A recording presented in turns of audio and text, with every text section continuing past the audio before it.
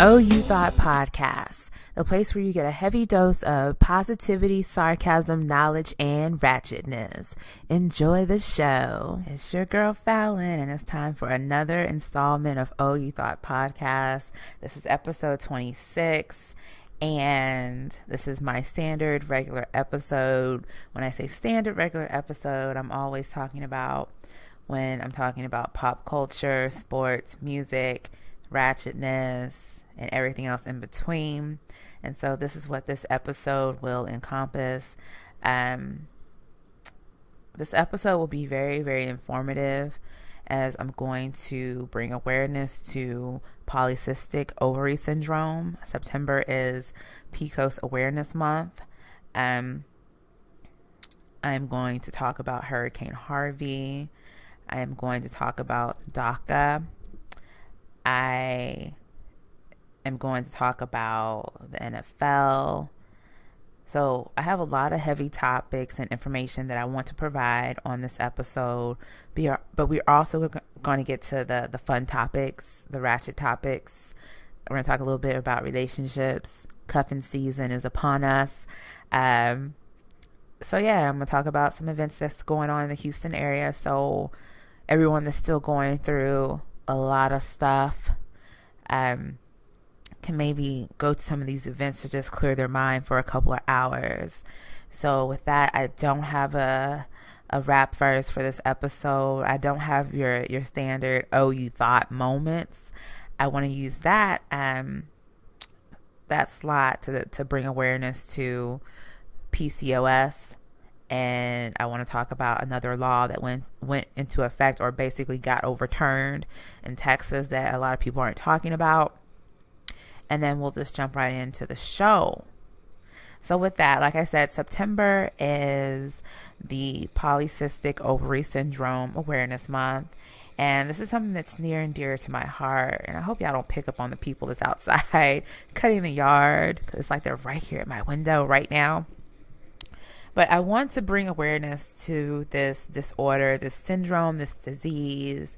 And it's something that I almost felt, I wouldn't say ashamed, but I feel like it definitely provided the validation for a lot of my shame and discomfort that I went through in my younger years. So I was diagnosed in my 20s, but I'm pretty sure I had it when I was like 15, 16, when I found out I was a diabetic due to the symptoms that I was having. And if you do your research, and I'll present in this portion, you can probably understand some of the stuff that I'm talking about. Or if you've known me since forever, you can kind of understand some of the stuff I'm talking about, as far as the shame or the embarrassment that comes with some of the things you have to deal with having this syndrome, as far as hair growing where it shouldn't grow and things like that. And so I say in the recent year and a half, I've definitely taken a stance on, hey, this is my truth, and either you deal with it or you don't deal with it. And I'm in a place where I'm learning more about the syndrome, and I feel like it's having more effects on my day-to-day life that I never even realized when I was younger. And I just want to be somewhat of an advocate, even if I'm just advocating about the syndrome on my podcast or my blog or whatever I post. I don't want to be silent about something that has affected me for a long, long time. A lot of people tend to have this syndrome if they're overweight, person of color, but I think some of these stereotypes or stats that I've seen over the years, I think those are changing by just the people I see in different support groups that I belong to on social media. And some of these women don't have diabetes or whatever, and that's one of the stats that a lot of people throw out there to you with this syndrome, that typically if you're a female of color and you have diabetes, you tend to have this syndrome, and your hormones are all out of whack and all that stuff. But we see small people with it. There's a lot of white females that suffer from it. And so it's definitely a journey. And so basically the syndrome, it causes a overproduction of androgens or male hormones. Okay. In women, it causes havoc on your body, and I am definitely a testament of that. There again, if you know me forever and you see the way I look, you see some of the testaments on what it does to your body on the outside. And so it can definitely mess with your periods, causing you to have irregular periods, which definitely was my struggle early in life. But I'm pretty regular. I am regular for the most part. Another thing that comes along with this disease is the development of cysts, and you can get these on your ovaries. And another thing that I learned about just last year doing my research, that women tend to have heart attacks or heart health issues with this syndrome. It causes hair and skin issues, which I deal with on the day-to-day. Definitely the hair issue, and I feel like as I've gotten older, as I'll talk about through these other points that I talk about as far as hair, it's definitely happening to me later in life as far as losing hair. And then skin issues. A lot of women with this syndrome, they tend to have acne, and they're typically out of the acne having ages. They're not young. I'm 35 and I have acne problems. So yeah. And also the biggest thing for me, making it difficult to conceive. So yeah, that's something that's just always been heartbreaking for me. Like as soon as I was told that I had it in my 20s, like I wasn't even having sex or in a serious relationship, but I always wanted to be a mother. And so here I am 35 with no children. And yes, that's definitely an issue that I deal with every single day. 1 in 20 females in their childbearing years, and 1 in 10 as young as 11 years old are affected by PCOS. And so it's an estimate total of 5 million women in the U.S. that are affected overall. And to me, that's 5 million too many for a disease or a syndrome that doesn't have a cure for it. You only can medicate the symptoms and diet and exercise, but it is a struggle. It is an absolute struggle to lose weight and to keep it off with this disease, especially if you're a diabetic. And this is why I think I just want to be such a big advocate for this, because one, some women may not know that they have this disorder, and two, to help bring down the ridicule that a lot of females go through, especially getting teased and everything, especially if you're dealing with the symptoms as a young person, which I did. And so that's why I definitely want to bring awareness. Basically, researchers have linked high insulin levels to an increased incidence of PCOS in women. And that's just basically saying that high levels of insulin, the hormone that breaks down sugars and starches into energy, has been shown to also increase the levels of the male hormone. And so basically, in my example, clearly my insulin levels are now high. About 2 years ago, I was really, really sick with my diabetes or whatever. Pancreas was almost done so. And so the doctor puts me on insulin, and I'm at a point now where my body is used to the insulin, so it's not resisting the insulin or therefore burning it and turning it into energy, and therefore causing me to burn off the insulin in my body. It now stores the insulin as fat. And so as a diabetic, I need insulin to survive so I don't go into a coma. So every time I eat, I have to take insulin. And so you take insulin per how many grams of carbs you're eating per meal, right? And so there again, when your body gets to a state where you're just making too much insulin, but it's still not burning off, but you still need the insulin to keep your body normal. It's a catch-22 for a person like me. And so you see an increase of hair growth and all kinds of things comes with that hormone being produced. And so a lot of the women that suffer from this disease are stricken with fertility issues and menstrual problems, and I don't know, there again, I belong to these different support groups, and a lot of these women, they do have their miracle babies or their rainbow babies that they call them, and it's because they go through a lot of extra steps to try to conceive these babies. And I was on metformin, and that's a pill for diabetes. And a lot of these women that aren't diabetics, they get on this medication and it helps them have babies. And it's just like, okay, I was on the medication, but I haven't been able to conceive. And so yeah, that's just, I see all these sad stories every single day, and it touches my heart. And it also gives me hope to see these babies being healthy and conceived, some naturally without extra help. And so yeah, so when you get the overproduction of the male hormone, and then you have a limited amount of the female hormone needed for ovulation and egg production, it's a struggle for your body. And so one of the biggest struggles I've ever dealt with, besides fertility, is the irregular hair growth, and this is a common shared symptom with most people with PCOS. And by irregular, it's horrible.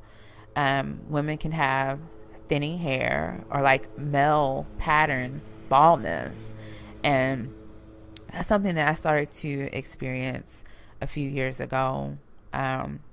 Like it'll grow back, it'll be nice and thick, and then it'll fall out again. And so to be completely transparent, I wear my natural hair natural. I take care of it, I cut it, and I basically start the process like every few months to where the hair will get thin in the middle. I've never had that before in my life until a few years ago when my hair just completely fell out. And so after that, I started wearing wigs, and I don't even talk about that too much. Only a few people really know that. So I'll take care of my natural hair, and then I think 2 years ago was the first time that I was able to like wear like a actual like weave or whatever instead of wearing a wig. And so yeah, so I go in between that as of right now. I'll let my hair grow out and be nice and strong. And I told myself I would limit myself to wearing a weave maybe twice a year. And mind you, I wasn't really the type of female that would wear weaves all the time anyway, so my hair didn't get damaged from that. It was truly that it was PCOS taking over later in my life as far as the baldness. And so my hair does a good job as far as like growing back, as far as being thick, but it never really gets long. And so that's my struggle. But then there again, it'll fall out again, and it'll thin in the middle. And so it's tough to deal with stuff like that as a female, to see you that you're losing hair and you're still young. And then also I've dealt with excessive hair growth, and it's been such an embarrassing thing for me. And you know, women will get hair that grows on their face, on their toes, on their fingers, on your back, on your chest, on your stomach. Everywhere where you could typically grow hair, if you were a male, females with PCOS get hair like that. So can you imagine you're a girly girl and you're getting all this hair in places that you don't want to have hair? And as I've come out and been more vocal about this, I always say that having this disease has also contributed to my shyness and also how I operate with men. I've never wanted to be really close to a man. And for the longest, until I started going through, here's another thing I've never talked about on my podcast. getting laser hair treatments. I started that a year and a half ago. I started doing that, and it was a tremendous change and boost for my self-esteem to just go through your life and have this messed up face in your eyes, constantly always trying to hide it. At my worst, before I started getting laser treatment, I started wearing foundation to cover up the dark spots and everything that I was getting on my face, trying to hide this. And I told this to a couple of my serious boyfriends that I've had over the past. And for one of the boyfriends, it was like it clicked for him, and it made sense as to far as how I would act with him, that I wouldn't want him to touch my face. And it's just certain things, like I just can't be spontaneous and just be with my guy. Like, it's a process for me. Like, it's a tough process. And there again, I'm just gonna bite the bullet and just be so open and honest, because hopefully this will allow some other female to live in their truth and be comfortable with who they are. But I can't lay down and just have sex with my guy. I have to make sure I'm good from head to toe as far as where the hair is growing. Like, and that's just being open and honest. And it's just like, and that's hard for me. Like, and that's probably why I've never spent multiple days with a guy, because I don't want a man to see what I have to go through to live my day-to-day life, to get ready to be with my man. Like, it's embarrassing for me still, even with having the laser hair treatments, like, change my face. It's a better situation. And I look at old pictures and I'm just like, it's such a big difference. Even though, I still have the hair growth, it's such a big difference. If you can just see the way my skin looked back in the day compared to the last 2 years, like, my face is almost like perfect. Like, don't have to use filters. And that was another thing, like, at my worst, like, I would always have to use a filter to take pictures. And now I just use filters because I think they're pretty, or, like, it's not like I'm trying to hide anything, because my skin looks so much better. And so that's like one of the biggest things, like, I just wish people would take away from learning about this syndrome, is stuff like that. And I deal with this next symptom from the disease. And many women, they develop patches of dark brown or even black areas on their skin. And this comes on their arms, necks, thighs, and breasts. And this is also like something that you can suffer from if you're a diabetic as well. You can have it on your neck. That's an early sign of you having diabetes. And I had that when I was first diabetic, and then every now and again, I'm suffering from it right now. I'm having an outbreak of the dark brown skin on my breast. Like, in between my breasts, I have that dark brown patch that goes there. So that's another thing. Like, there again, when you're dealing with a man, you don't want him to see these things that you're going through with your body. And it's so tough to deal with this situation since forever, it seems like, and to go in my day-to-day life and to have to hide certain things. Like, I don't know. So there again, like, people have no clue the things you deal with in your day-to-day life. And I do all these different things to try to fight the symptoms, and, like, the dark patches when I get them on my body, or the skin tags. I get skin tags on my arms, and I try to hide those. And and I get the little skin flaps as well on my body, and I try to hide those. It's just like all these things I go through with one disease, and that's just really the tip of the iceberg for this. Like I said, excess insulin production and PCOS go hand in hand. And so that's why you gain weight. And I've gained weight like I don't know what in the past 2 years since I've been on insulin and since I've been over making insulin. So I'm always working out. I'm always trying new diets. I'm always trying. I never give up. But this is also a new fact that I learned about in preparing for this part of the podcast was people with PCOS can suffer from sleep apnea, which it makes sense if you're overweight, got all this extra weight on your body. Of course, you're going to have difficult breathing at night and therefore sleeping. And so, yeah, I've had a couple of nights where I just could not sleep because it's not sleep apnea. It's just my allergies, but it scares me. I'm so paranoid about my health. Like I'm always like, okay, do I have this? Do I have that? Because you're just always thinking about something else because you're already sickly or whatever. And so, let's see. Also, people with PCOS, they complain of severe pelvic pain. And this can come when you're having your cycle, when your cycle is coming. I've always had bad pelvic pain since I've had my cycles. I can have pain for up to 2 weeks. It feels like it just really never stops almost, because by the time I get my cycle, that's like another week out of my life. So that's like 3 weeks worth of pain that I possibly go through in a given month. So yeah, really, really bad pain. And it happens where your ovaries are in your body and during and around menstruation.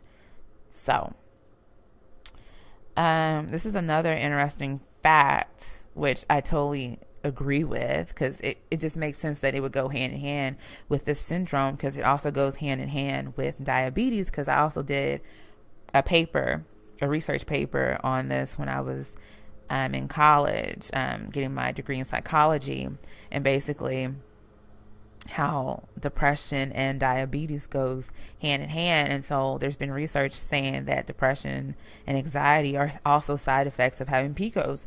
And I totally get it, because I've totally been there. I still go through it. Like, it's just one of those things, like in my younger years, up until I started getting laser hair treatments, you always feel like someone is looking at you, trying to figure out, why do you have hair there? Or being paranoid if when your man does touch your face, did he feel anything extra? Or does he really think you're beautiful? And it's just amazing. There again, just sharing my personal journey. And I was going through old pictures from like years ago when I first met my ex that I lost my virginity to. And every single day, for the most part, since the day we met, he always tells me that I'm beautiful, right? And so this was at least 8 years ago now, close to 8 years ago now. And I was looking at some pictures where at the time I thought, oh, I look so pretty in these pictures, not realizing how messed up my skin looked due to my daily regimen of trying to get rid of the facial hair on my face. And so I was looking at the pictures. I was like, oh my gosh, my skin looks so bad. Why in the world did he still love me?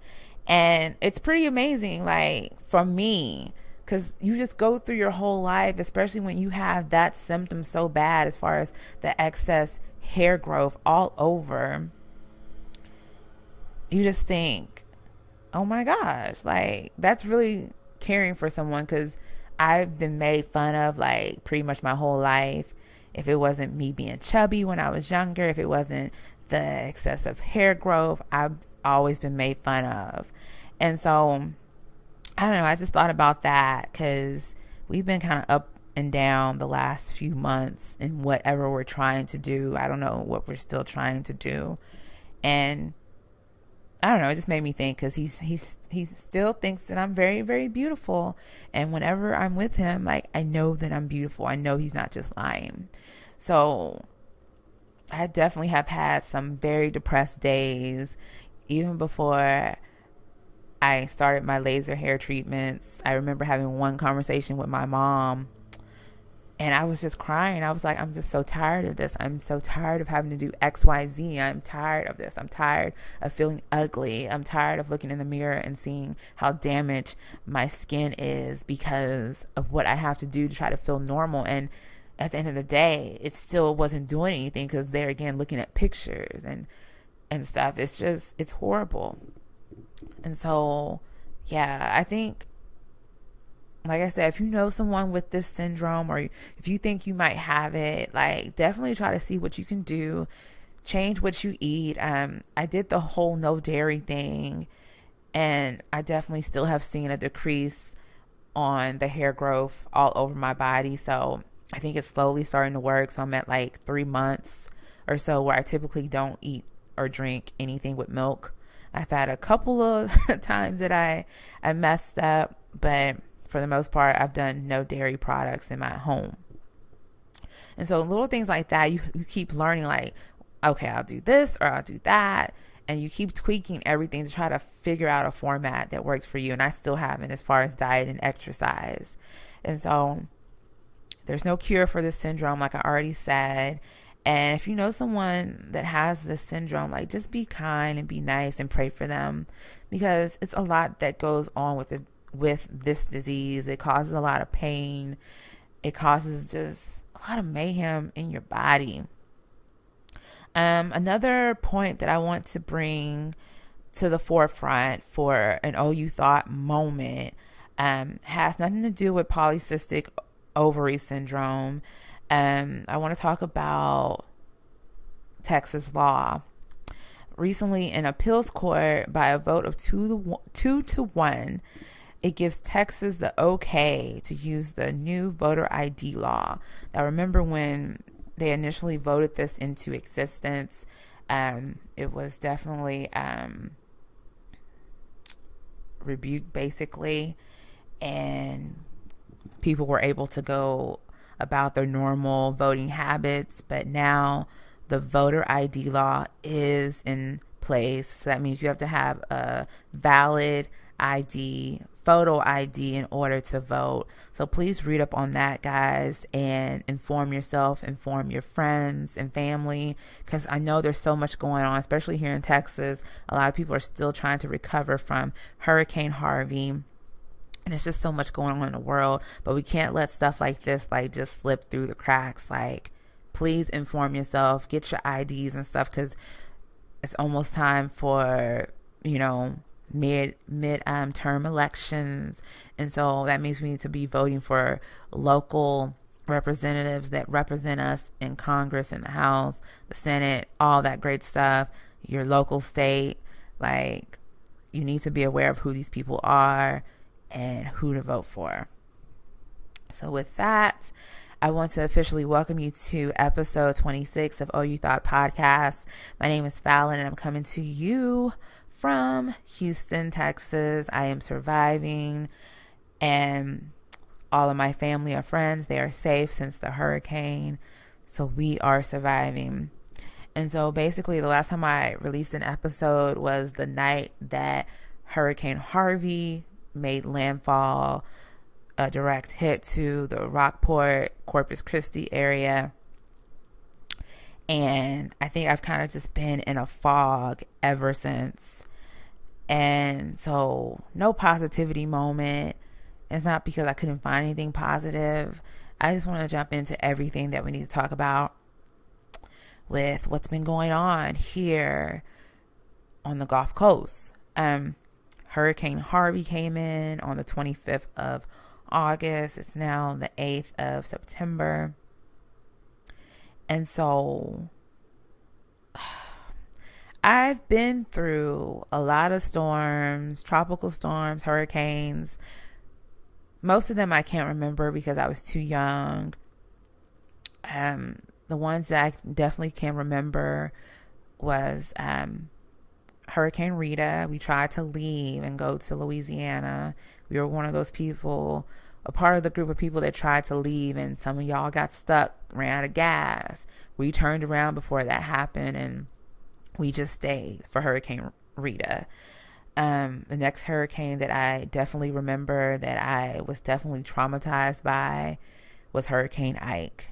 I remember Hurricane Ike because it came through at night, and I just remember the noises that I'll just never forget. I can't describe them, but it was like just the worst, like, can we say howling, rain, darkness.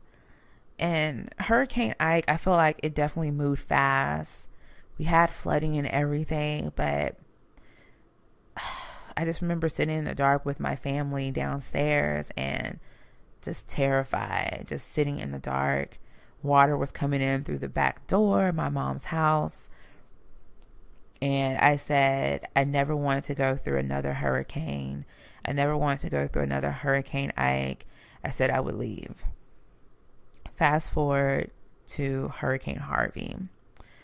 I didn't even know about Hurricane Harvey until the day before it was going to hit.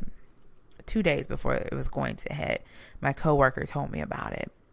And that's due to the fact that in order for me to try to be mentally sane, I had stopped watching the local news. I stopped having notifications come to my phone about anything from CNN or just from my local ABC 13 app. There was just so much stuff going on in the city. Every 5 minutes, it was something going on in Houston. So I was like, let me just stop this. And so he tells me about the hurricane. And so I turned back on all my notifications. And here we go.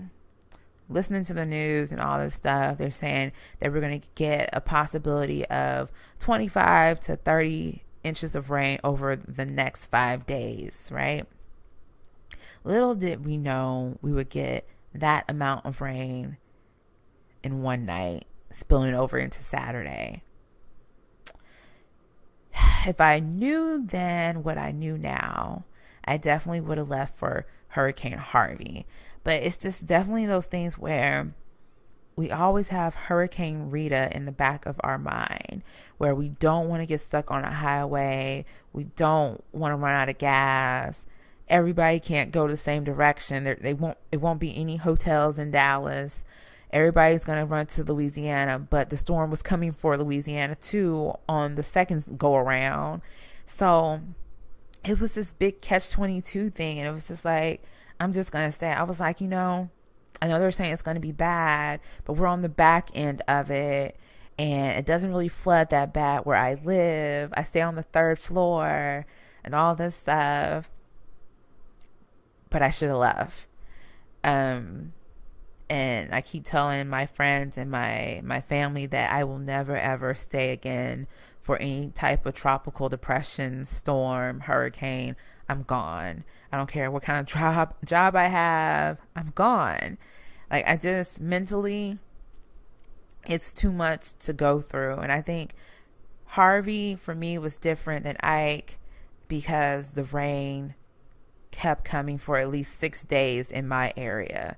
Every day that there was rain, it never stopped in the Pearland area. And that was the scary thing. It's never flooded the way it's flooded in my area, ever. And we have all these man-made retention ponds. They were spilling over into my apartment complex. My apartment complex was like a little river. And I've never seen it flood over here because the drainage is so good over here because I don't know. But to see the Beltway, I live right by the Beltway, so I can look out to the Beltway every day to see it looking like an ocean. And I didn't realize it was an ocean until probably like day 2 or 3 of it being flooded.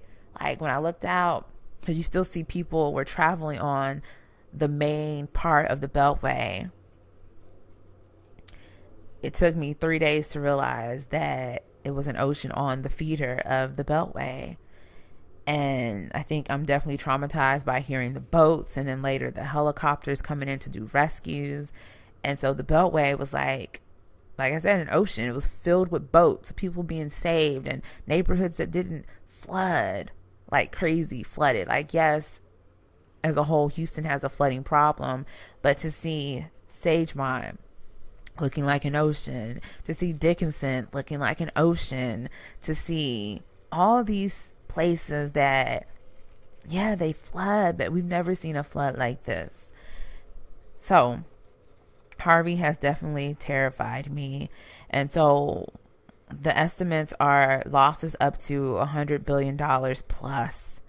And a lot of people didn't have flood insurance, which I really don't understand, because basically every place in Houston is like in a flood zone, especially now. So I feel bad for people that didn't have flood insurance. And I think this is a conversation that we have to have, and it has to be a real conversation. It's like life insurance. Like, I know a lot of people that are getting turned down from FEMA and stuff, and they don't have flood insurance. And so what are they going to do? How are they going to rebuild their lives? And I feel like if you live in this part of Texas, flood insurance is like having life insurance at this point. Like, it's mandatory for your sanity. And so if you don't have flood insurance and you can get it, because I don't know if that's going to change, if they're not going to offer flood insurance, because there again, I'm going off of stuff that I'm reading on the internet, so I don't know how true a lot of these things are. Some people are saying that they won't offer flood insurance to new people if you didn't have it before, which I hope that's not true. And so why do we keep having the flooding problem that we do have in this area? A lot of it has to deal with, we have 7,000 residential areas that have been built in FEMA flood zones. And why? I tell you why. Because people are about money. And you can just see this as you drive around the Houston area. I feel like every 5 miles, there's a new apartment complex. There's a new housing complex. There's a new neighborhood popping up every 5 miles around the city. And you just think to yourself, like, where is the water going to be able to go if there's people occupying every single square mile in the city? And people have turned a blind eye to people building over the FEMA flood zone. So there are definitely things that have been marked that are flood zones. And so from a little research that I've done, this has been since 2010 that we have the 7,000 residential areas that have been built in the FEMA flood zones. So I think the city really needs to take full responsibility of getting better working drainage systems and processes in the city, because it's a mess. It's a mess. And I get it with these levees and dams and stuff. You got to release the pressure off of them. But my Lord, like, to flood places out that didn't get flooded out during the storm, and then you have to release some of the water pressure so you still have room to get in new water that's draining off. It's very unfortunate. But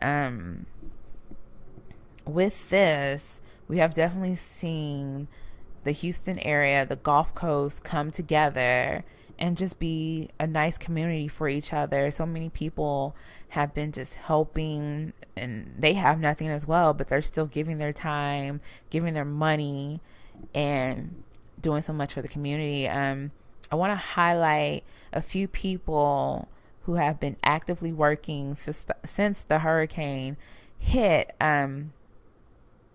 by collecting money or being in the streets, like with boats, trucks, and everything, like donating their time to make sure people have water, food, clothes, and they haven't stopped yet. This is something that's going to go on for a long time until everyone is in a better place. I won't say good, because it's going to take a while for everyone to get good that lost everything, but just to be in a better place. And I want to talk about JJ Watt.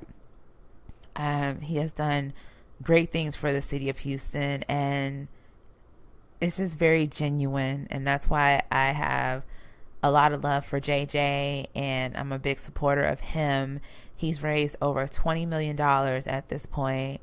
And you know, very thankful for a man like that to put stuff together, and to the people that donated to his foundation. The Gulf Coast thanks you. We got to talk about Trey the Truth. He rescued a few people during the storm. He's still been involved with helping everything, from Houston to PA, everything. GT Man, a local DJ, he took it upon himself to post different people that needed help, who needed to be rescued. And he did that throughout the whole storm. And it's just the power of social media. Even if you can't leave your house, if you just post it to your followers, you just never know who knows somebody. That's the power of social media. And still after the hurricane, he's still been making sure people have food, water, all those things, heading up some different donation sites and all that. So he's been a constant fixture in the process. Rocket's owner has donated $10 million. Mattress Mac and Chameleonaire, they've linked up to start an organization to keep this process ongoing. It's been a petition going around to give Mattress Mac a day in Houston, which I think is very well deserved. He's always helping out the community, always. Kurt Cobain has been very, very vocal and out there helping, still helping. Lil Keith, same with him, still been helping. King Karan, he's still been helping since like day one. Beyonce's giving money. Donovan from Louisiana, he does all those funny videos and stuff, and he's been to Houston quite a bit. He got together a truck from Louisiana and drove it out here. So there's a ton of people out here, helping. And I just want to make sure, like, if you're somewhere else or if you're in Houston and you haven't thought about our neighbors, Dickinson, League City, Texas City, Galveston, all those areas, they have been affected too.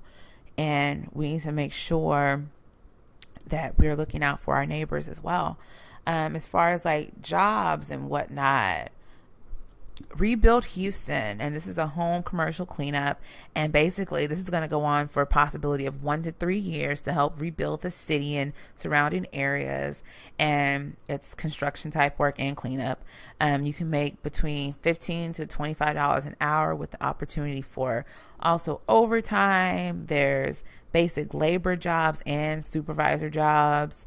Don't need any work experience.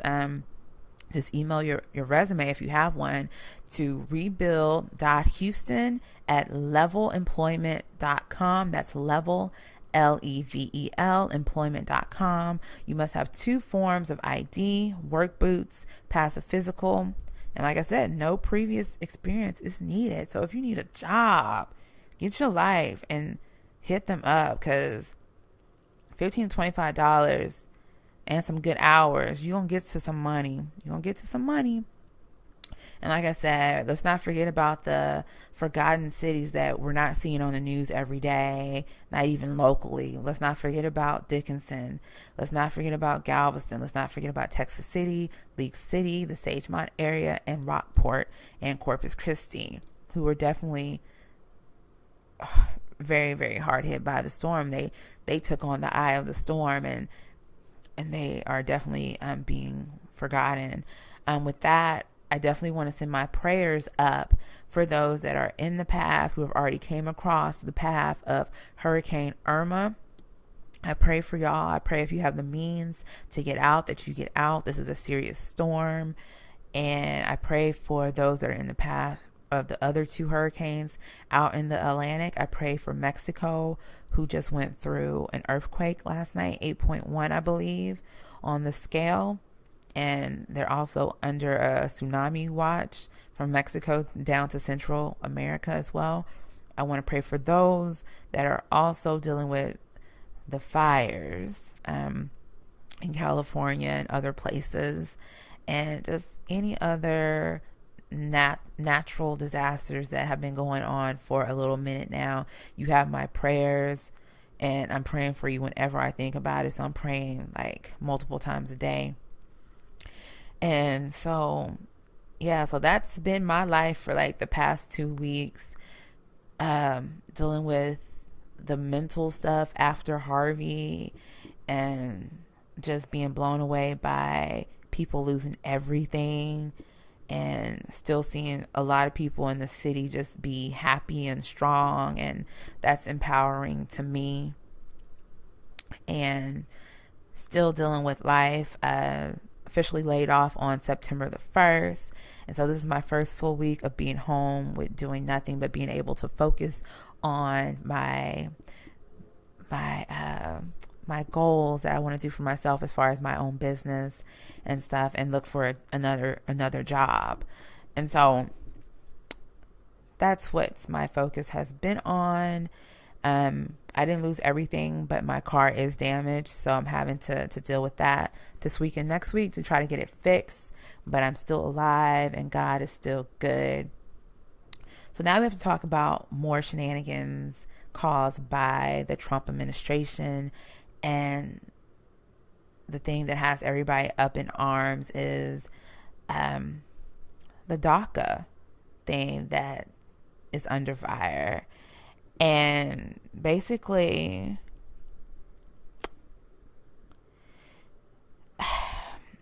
it's a program that allows for certain illegal immigrants who enter the country as minors to receive a renewable 2-year period of deferred action from deportation and ability to work. And so they get a work permit and stuff, right?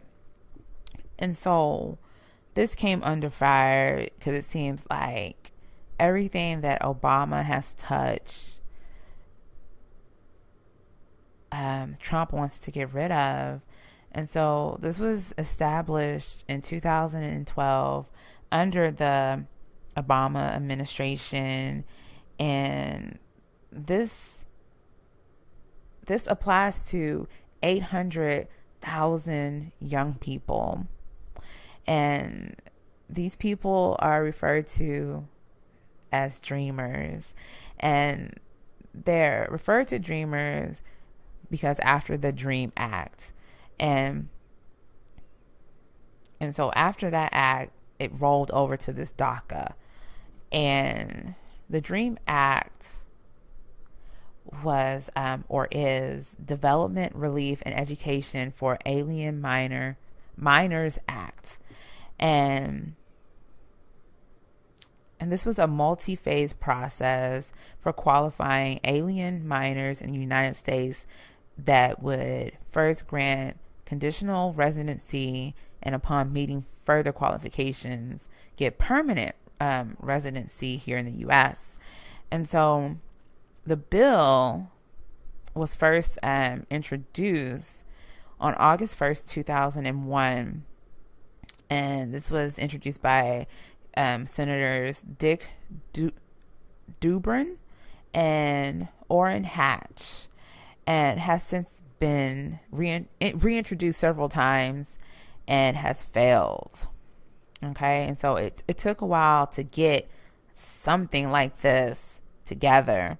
And so Trump thought it would be a good idea to go ahead and rescind this and give Congress like 6 months to come up with a solution for the population that's in this program. And so this program shows that there's an increase in wages and labor force participation. And it also reduced the number of unauthorized immigrant household living in poverty. So my thing is this: I don't understand how you would want, or why you would want to get rid of such a wonderful program.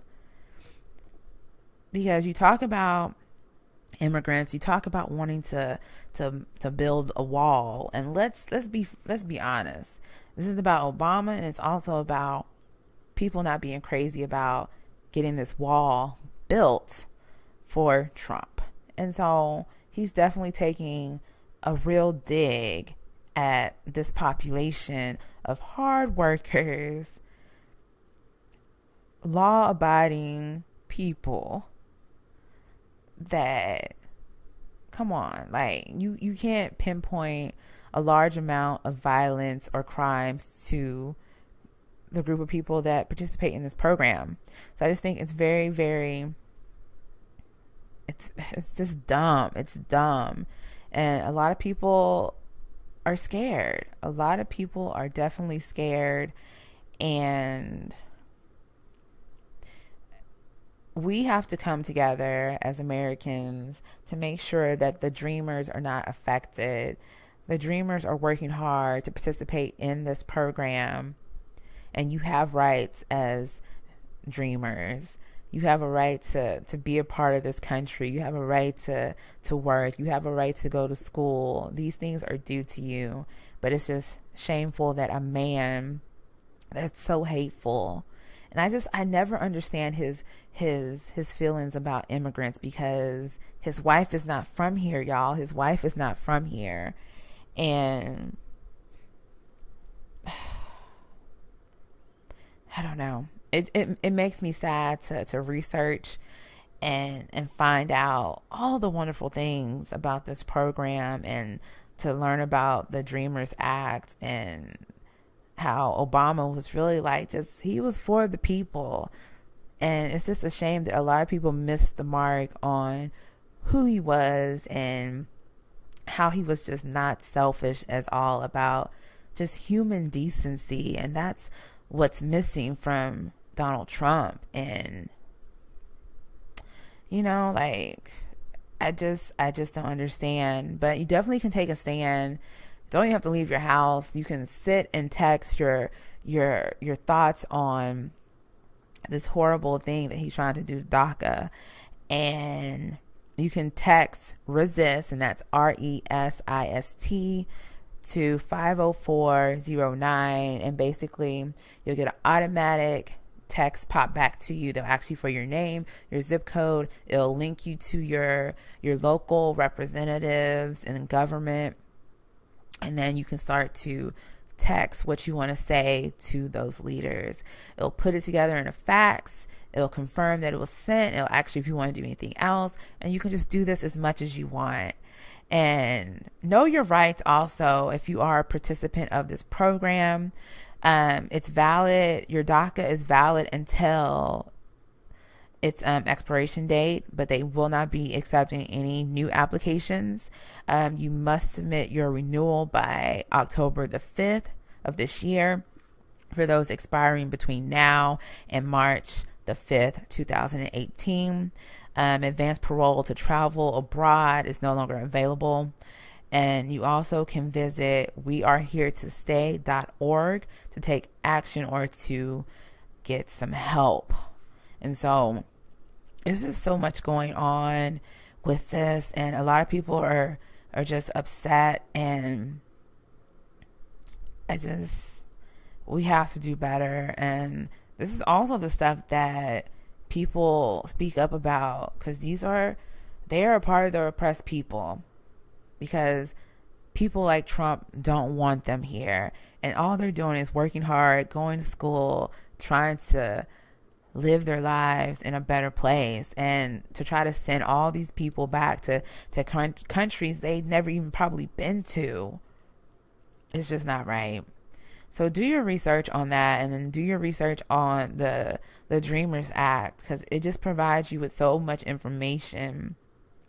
And it's kind of ironic, everything that Obama did for this policy and the Dreamers Act was done because his team did their research, and they seen what a lot of immigrants were going through, and he tried to really rectify that. And you have someone hateful like Trump that's trying to do away with that. So that's all the sad stuff that I really want to talk about. So I want to move into another direction. I want to talk about happy stuff.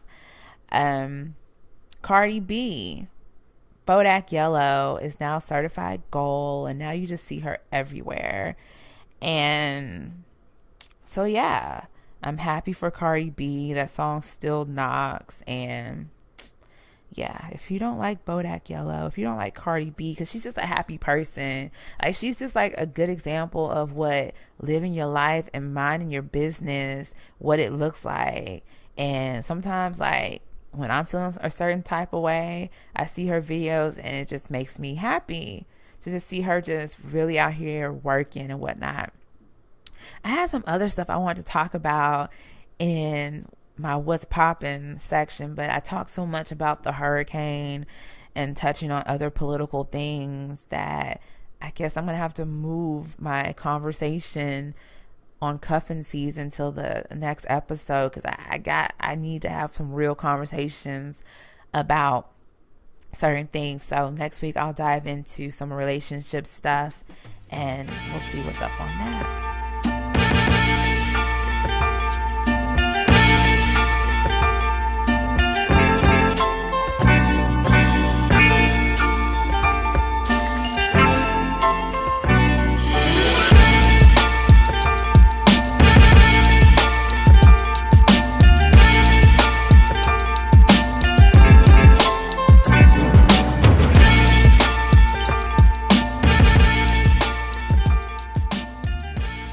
Sports. I love talking about sports. And so I'm just going to head and just jump right on in. My Rockets, they have been sold for $2.2 billion to billionaire Tillman Fertitta.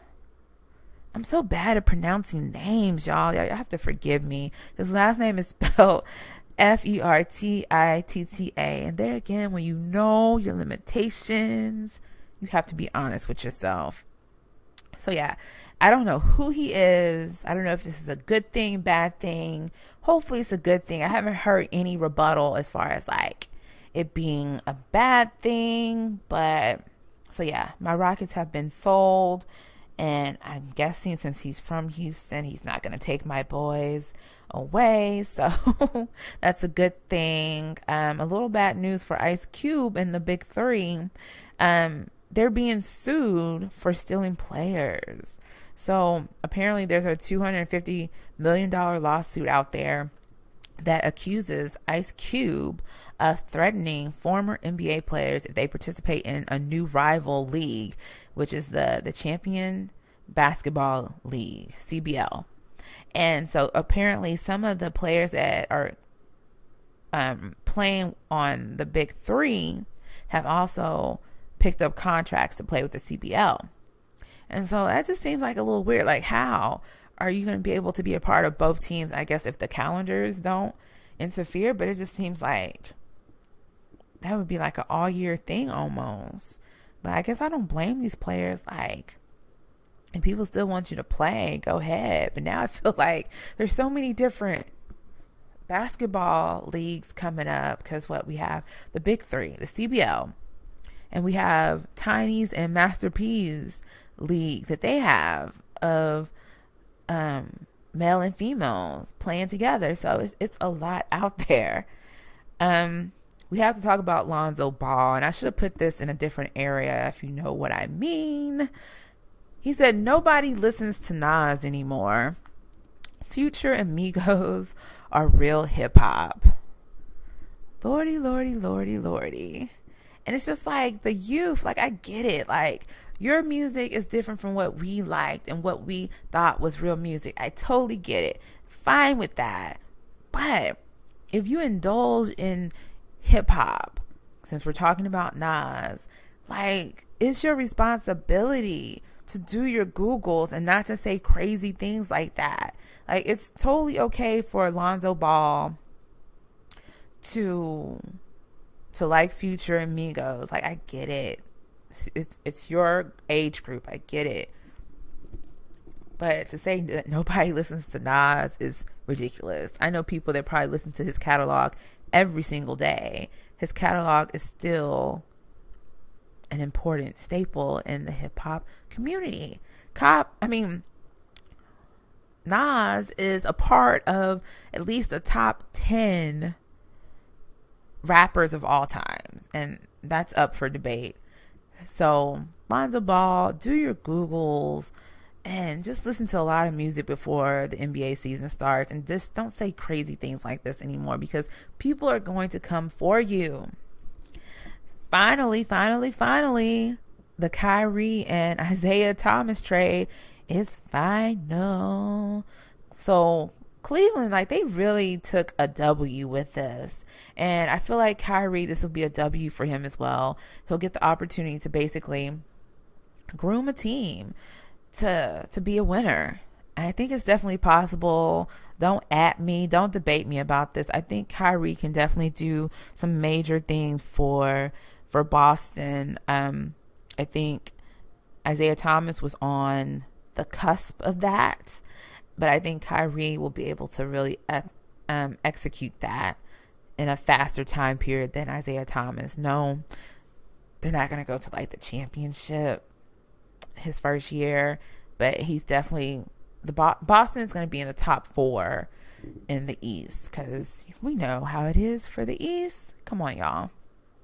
So yeah, I don't know. I like seeing Kyrie in green, so I might have to get me a Kyrie jersey just for the culture, because I'm a Kyrie fan, halfway a Kyrie stan, because I'm out here debating Kyrie in these streets with people that don't understand that he's better than what people actually say.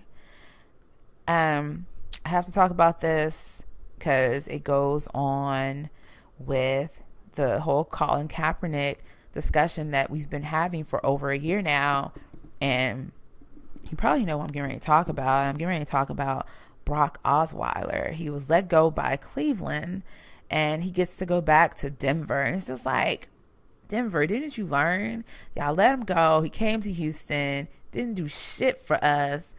Cleveland let him go because they didn't see the eye of the tiger in him. And you're going to let him come back to Denver, but Kaepernick can't get a job? Like, that's an example of what white privilege is. I'm sorry.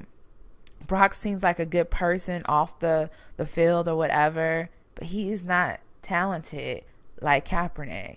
And there again, let me just constantly say, no, we're not saying that Kaepernick is like the best quarterback ever, but he's good enough to play.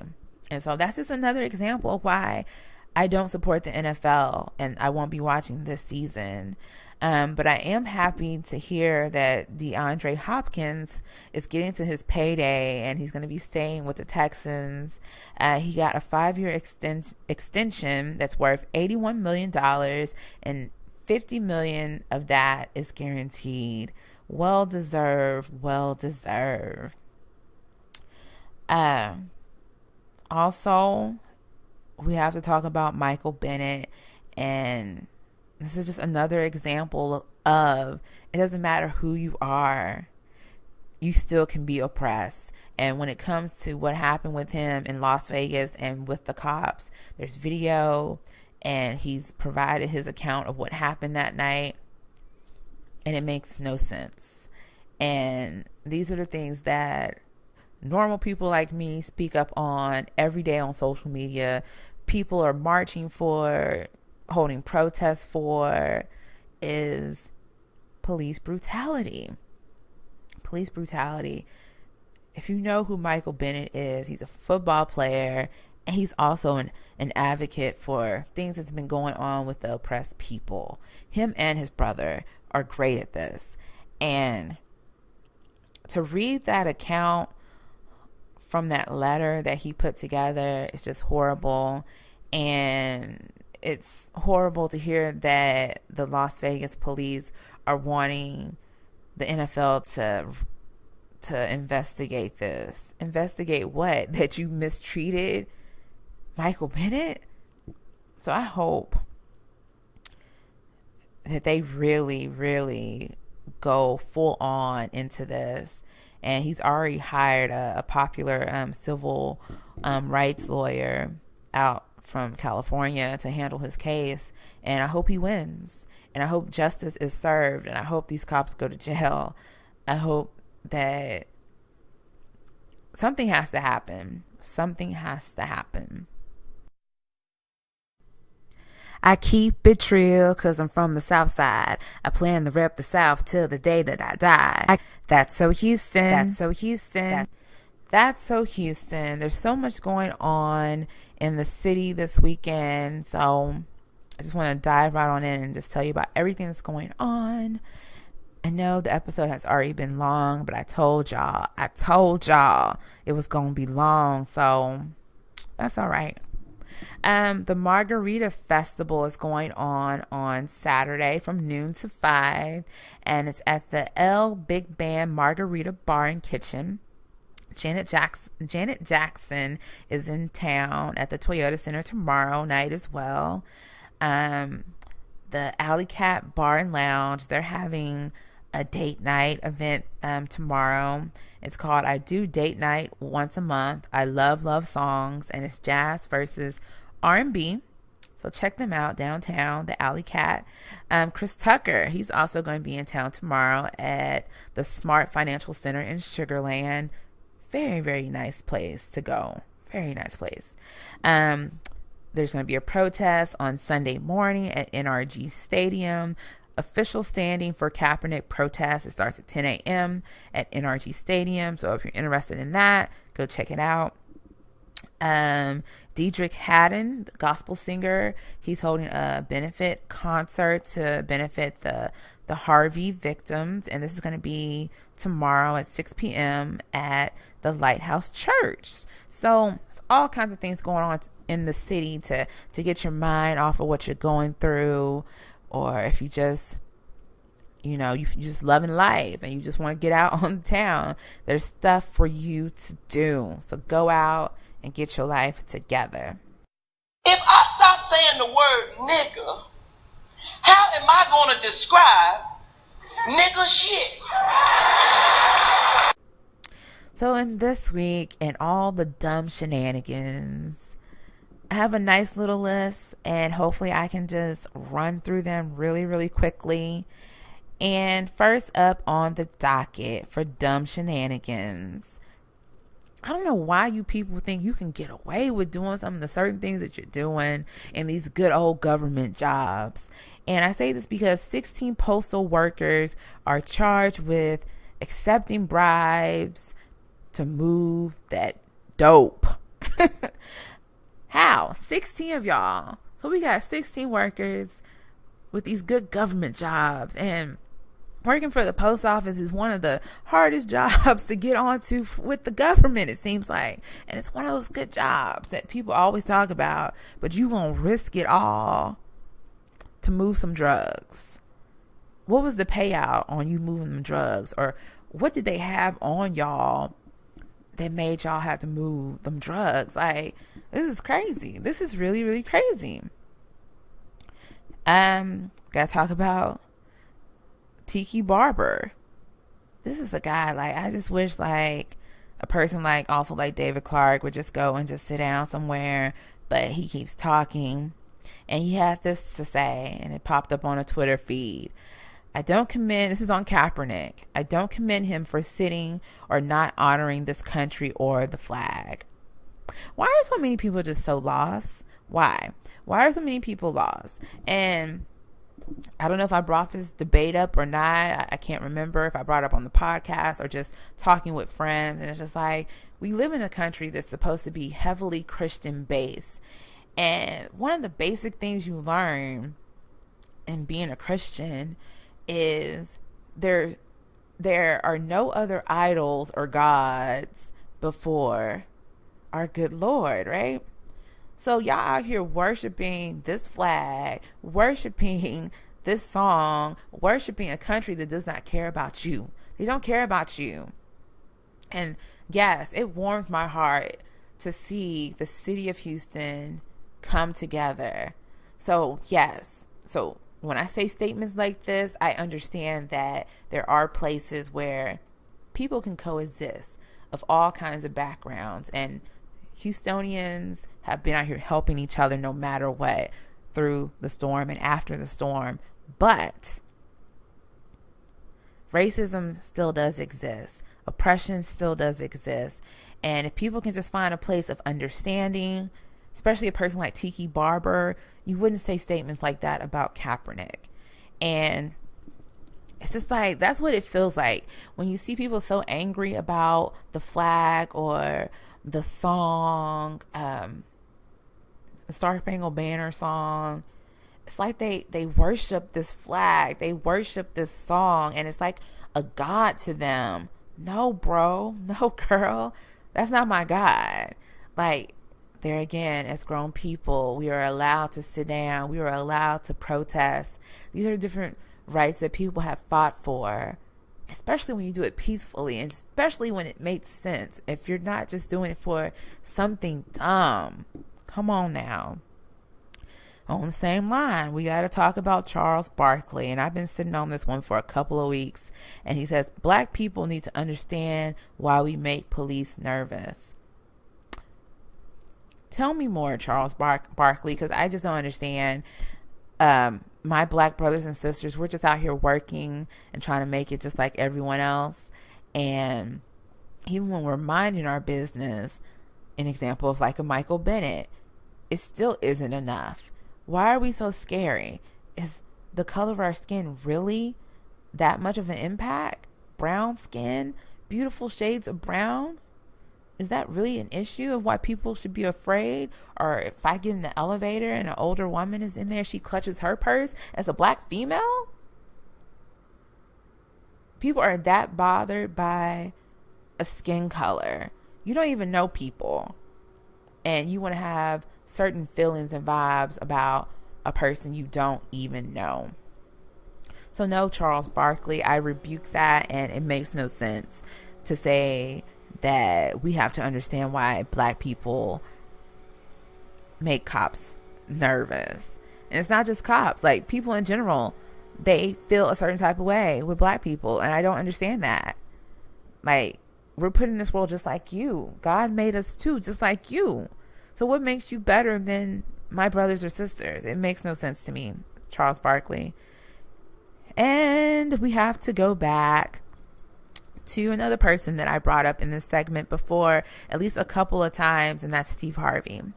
And he basically said that he should have listened to his wife when she told him not to take his happy behind up there to meet with Donald Trump. I don't know why some men don't listen to your backbone, especially if this is your wife. You've chosen to be with her. She's giving you good advice, but Steve Harvey was looking at a different picture. He still wants to keep climbing to the top. He has all this success, but he took his happy behind down there to see Donald Trump, and now he's in his feelings, feeling some type of way. And I don't feel bad for him because I knew this day would come. I knew it would come.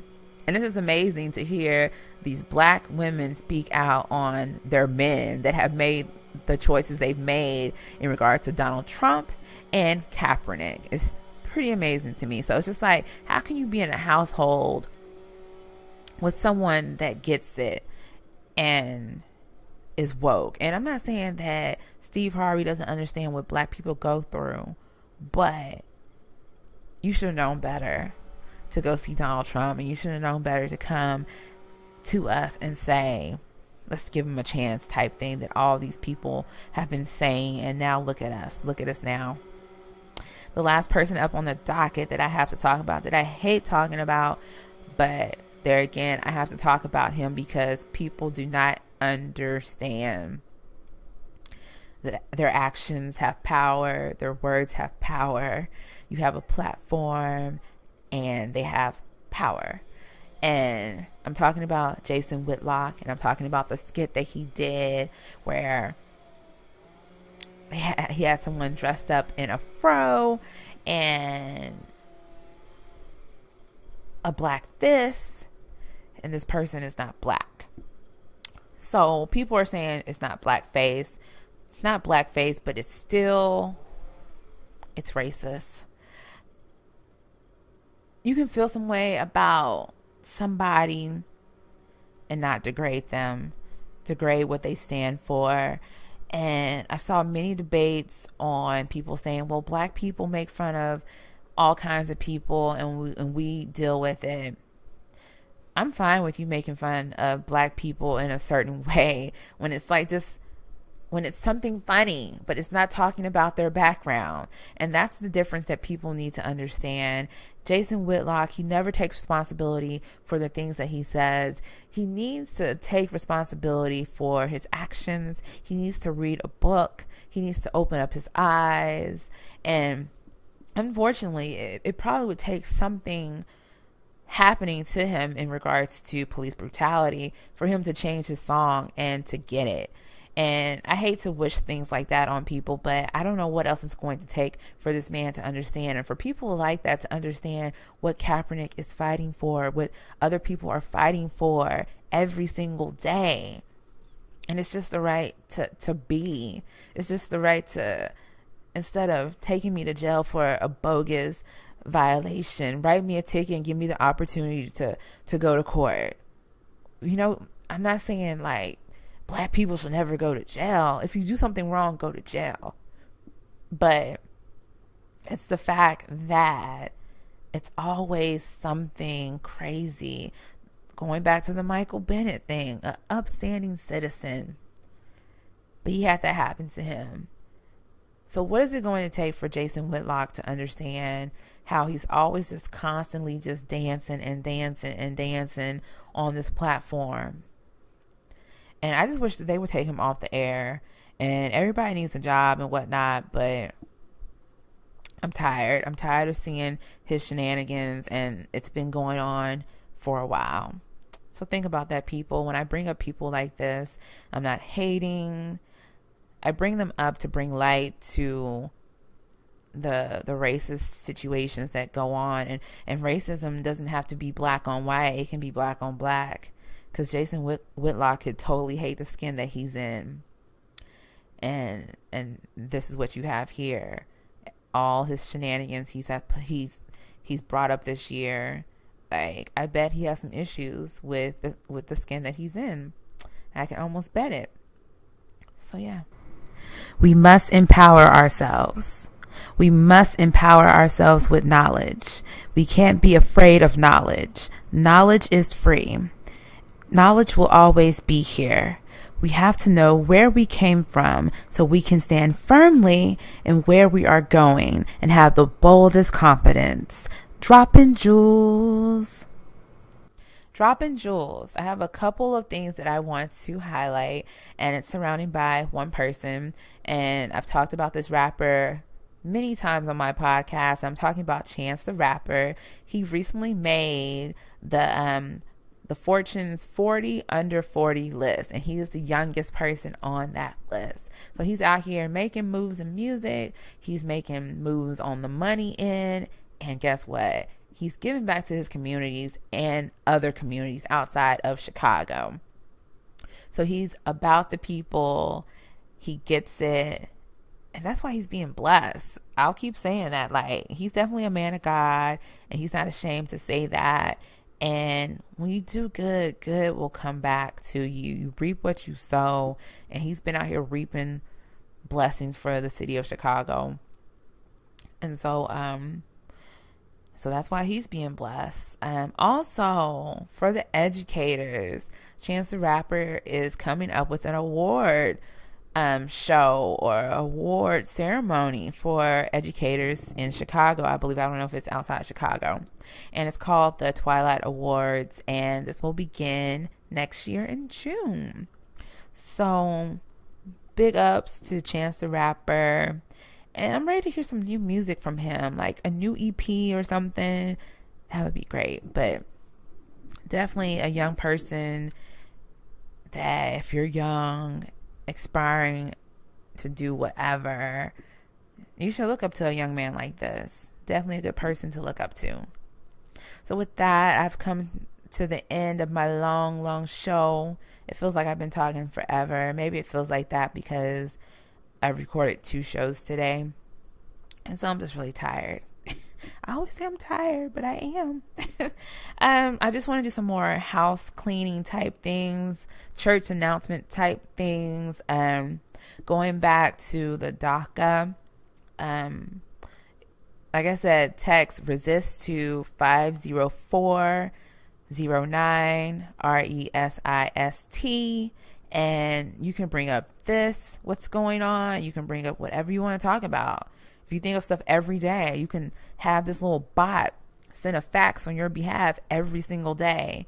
If you're in Houston and you're looking to do some volunteer work, but you don't know where to go, text your zip code to 346-214-0739. Again, text your zip code to 346-214-0739, and it'll send you a list of places you can go and volunteer. How easy is that? The last thing I want to bring up in regards to Hurricane Harvey, again, let's not forget about Rockport and the Corpus Christi area. I keep seeing reports that they're not getting food in there. They don't have water, no electricity. That's still bad in that area. So let's not forget about them. If you don't have money, if you don't have a means to donate, send up your prayers, because when prayers go up, blessings come down. And if you want to take donations or if you want to send donations, you can send them to the First Baptist Church, and it's located on 1515 New Live Oak Street in Rockport, and the zip code is 78382. Again, that address is 1515 New Live Oak, and that's Live Oak Street, and the zip code is 78382. If you want to call them up, if you want to try to contact them to do some good, the phone number is 361-729-6382. Again, the number is 361-729-6382. Thank you again for subscribing to my podcast. Thank you for taking the time out to listen, taking time out of your busy day. Thank you for following me on Twitter, Instagram, and going to my website. Some of the beats you hear on this podcast, they come from the Passion Hi-Fi, and his website is the Passion Hi-Fi. That's HIFI.com.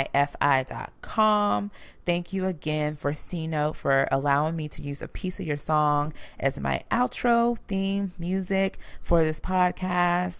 And if you're not following me, follow me on Instagram, OhYouThoughtFallon. That's FALLON. Follow me on Twitter, Pretty and Smart 81. That's Pretty, the letter N, Smart 81. Go to my website, OhYouThoughtFallon.com. Send me an email. Let's get some emails going, y'all. I want to give advice and stuff. OhYouThoughtFallon@gmail.com. What else? I feel like I'm forgetting something. It's so much stuff going on. But yeah, tune in next week where I'm going to talk about cuffing season and another relationship thing I came across that I want to talk about in depth. So tune in next week. That's going to be one of the topics in What's Poppin'. What else? Really stay prayed up. I know everything seems really scary right now, but you have to have something to center yourself, and that's real talk.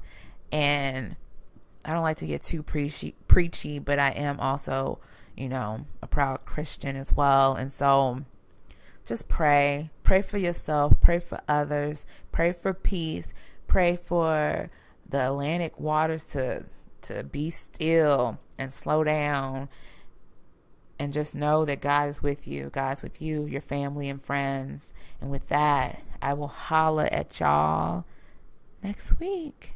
Y'all be blessed. Have a good weekend. Until next time, remember to glow up, bless up, stay prayed up, and hold it down. Hold it down.